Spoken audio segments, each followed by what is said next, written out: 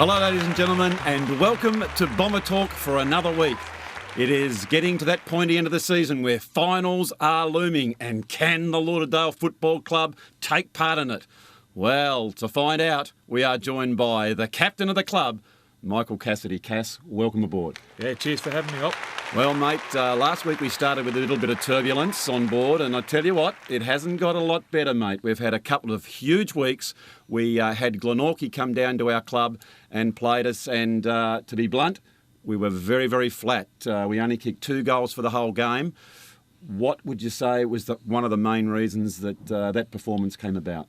Yeah, I think you've hit the nail on the head, mate. Just a bit flat, and obviously the boys need to get up and about, and a massive game this week, so hopefully we can knock them off. Well, when you talk about that Glenorchy game, obviously there must have been a plan. We'd beaten them before when they came down to our ground before, and I think we're pretty good to defend on the Lauderdale football ground. We were going into the game with a lot of confidence. What is it that went wrong? I mean, 2 goals and only scoring in 2 quarters. Can you sort of pinpoint any main thing that sort of for the game that went wrong? Yeah, I think it's just the contest itself. We're obviously lacking the physical contest. The boys look like they got bumped off it pretty easy, and we just needed to stand up and give a bit back, and unfortunately we didn't. And just need to get that back up and about. Yeah, it was interesting. I mean, there's a couple of guys that we really have to watch as far as the Glenorchy are concerned. I mean, dear old Jay Bowden has always been a thorn in our side, and there again, he's kicked 4 goals. Is there something about Lauderdale he hates? Because he certainly brings his best game, doesn't he, when they play against us? Yeah, he always seems to play well against us, unfortunately. So, I mean, obviously, I think they're known to like to play against us, so we need to turn that around, and hopefully we catch them in the finals and make it a bit harder for them. So, of all the teams that you've seen, I mean, they are sitting atop of the ladder. How do you rate Glenorchy? Yeah, they're pretty good. I mean, they've got 22 contributors all over the ground, I think, and we need to take a leaf out of their book and start playing good team footy. In relation to the systems that they play, I was interested. I know, as an example, when Burnie and Devonport, when we played them down at our ground, they were big and physical. What is the Glenorchy style? To me, it's a lot more running style, and they seem to be very much attuned with each other, the way they all move up the ground and their transfer of ball. I think, to me, they're one of the better team performances. Would that be fair to say? They seem to be playing for each other. Yeah, they are. So, and you touched on Burnie. I mean, they're obviously a bigger side. They've got good ball skills. They use it well, and I think they're going to be tough to beat come late finals. So, I think Burnie's definitely the better side out of the sides we play against, and I think obviously Glenorchy's not far behind them. Well, let's just finish on that one, Cass, because it was Glenorchy 11-14-80 to Lauderdale 2-9-21. For Lauderdale, the goal kickers, Alex Heavey and Jimmy Dunham, were the ones who got those 6-pointers. And the best, well, without a doubt, best on ground was you. Let's not be blunt, and I know a little bit of a smirk. Your form has been very, very good. I think, I know we as supporters of the football club have been very impressed by the way you're going about it, not only on the field but off the field. How have you seen your form? Are you happy with your form? Yeah, mate, I'm happy with it, but obviously it can be a bit better. Obviously, not really worried about my own form, more the team and team footy. So, but yeah, obviously going okay. I think the pre-season I had was fairly good. Drummond has brought a fair bit to the club this year with strength and conditioning, and I think obviously one more game, I think, to sit out, mate, and then hopefully we can take that form into finals. Now, we'll touch on that in just a minute, but also in the best players, young Franklin, McGuinness, Bell Chambers and Duggan. And it's really great to see those young boys being named in the best players, because that is the future of the club. And you said you to sit out one more. Well, unfortunately, of course, in the match, inadvertently, you were given a suspension, but we're looking forward to your return. So it was Glenorchy who defeated Lauderdale. So then we had the big trek up to Devonport without yourself, and that really was an 8-point game. Sitting 4 points adrift of us, really tightening up as far as the finals are concerned. And we were pumped and primed. The boys decided to take the journey on the Friday night so we could rest and recover and be well prepared. How was the night before, Cass? I'm not sure. I wasn't up there. I come up the Saturday morning. Yeah. But you were there with the group. You sort of thought that they moulded pretty well. Yeah. I thought they were. From all reports, they had a fairly good night, fairly good trip up, and went for a walk and stuff in the morning. It seemed like they were ready to play during the warm up.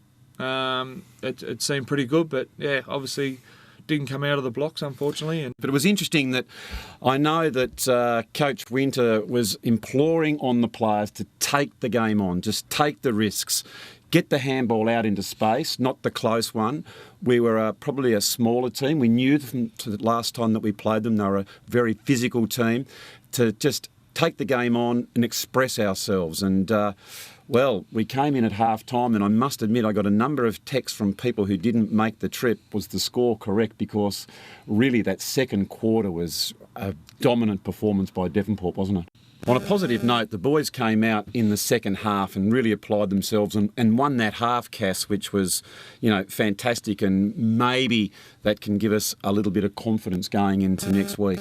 Yeah, hopefully. Obviously, we need to take it all into next week, so the brand of footy that we showed in that second half was it would have blew them out of the water if we had played it in the first half. So Kingston being a young side, we really need to bring that and hopefully knock them off. Yeah, it was the other thing. Once we got that ball into Holton, he just looked so dangerous, didn't he? When we isolated him one-on-one, the strength that he showed, it was, I must admit, yet again, taking some positives out of the match. It was very, very encouraging to see him get that sort of form. I mean, he was being worn like a cheap suit, and he was still able to manage to really muscle his way and take those really strong marks. Yeah, I think he's, he's a strong fella for at full forward, obviously, and he was just, I thought he was the best all day. Just whenever he got the ball into him, and if we got into him quick, he'd just move his bloke aside and mark it pretty easy. So, I mean, it just shows that if you get it in nice and quick to him, he's a damaging player and he can win you the game. Well, it was quite painful, but you're going to have to listen to this result. It was Devonport 15-13, 103 to Lauderdale, fast finishing in that second half, 10-9-69. And for Lauderdale, Holton 5, Stanley 2, McManus, Dodge and Walsh.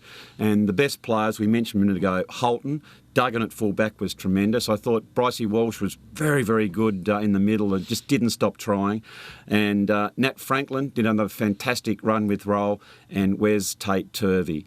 Now, just to finish on that, it was fantastic that our Development League had a very, very strong win. They were 29-20, 194 to Western Storm 2-3-15, and Cam Hooker kicked 8 goals. So it was great to see some of those guys in the Development League maybe putting a little bit of pressure on some of the boys that maybe aren't performing to their highest. So that's very, very good indeed. And just in closing, I think, Cass, it's rather prudent that we have a quick look at that ladder.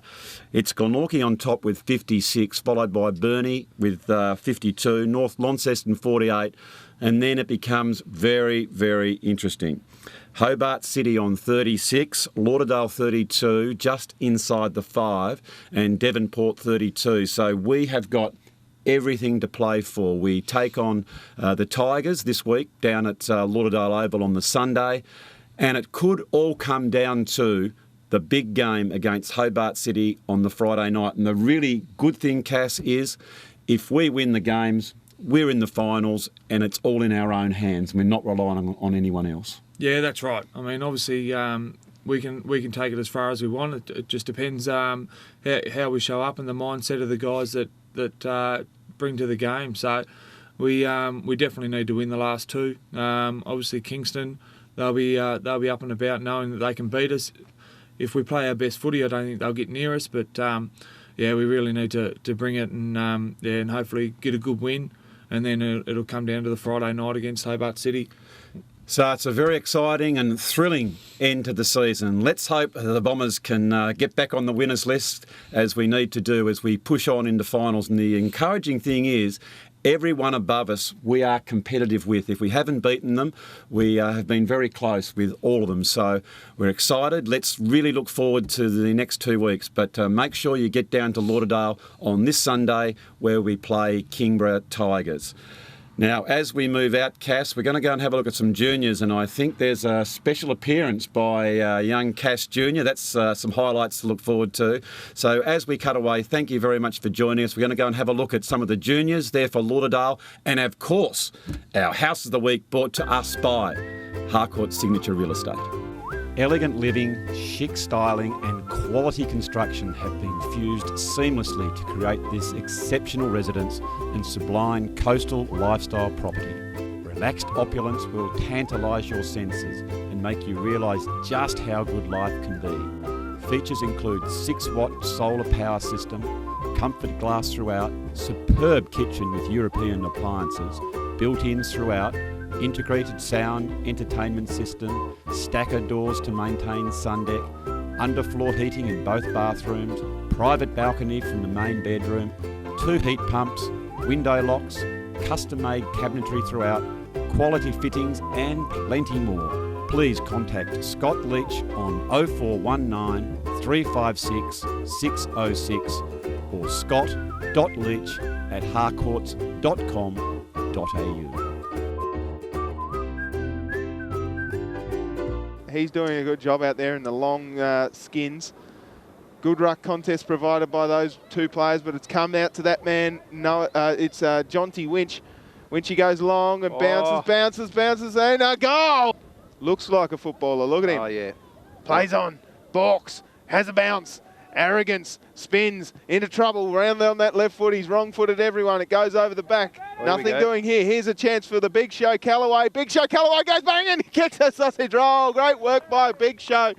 All right, here we are with Adam the Beast Brain. A good game from your boys today, mate. Yeah, they really did well today. They sort of, with the conditions, the skill level, I think, was absolutely brilliant. Absolutely, and you've locked in a superstar there with Sticky Fingers down there. Isn't he? Isn't he magic? He kicked 5 today. Only 5. Only 5. So it's a bit of a slow day for him. He's usually up around the 10. And Winchy as well. He's a good young player. Good up and coming. And who's the other? Spider Boy. Tell us a bit about Spider Boy. Where'd that nickname come from? Well, you go and have a look at his haircut, get a nice zoom in, and you'll see this lovely little spider web pattern that starts around here and starts going down the back of the neck, and he's quite a fast little character, and he gets out of there pretty easy. 8 legs, ladies and gentlemen. All right, well, congratulations on the good win today, mate. And we'll see you next time. Thank you. Good on you. Cheers, mate. Unless you count Zach Cassidy, who's opposition. Here we go. Afterburners on. Look at him go. Put the turbo in. He'll go back the other way. Nice work. It doesn't get his kick away. He's face planted, unfortunately, and it comes down to Dylan Pitton. And it is a behind. Oh, gee, lucky there for Cassidy. Cassidy. He looks up at his dad and says, "What happened there, Dad?" And his dad said, "Son, you need to learn that right foot. Got to be able to kick that right foot." But who's over the back there? It's Cassidy. Cassidy picks it up. He's got heaps of time here. One way, the other way, round the corner, dribbles it onto his boot and says, "Whoops, I forgot to kick it," and he kicks it off the ground.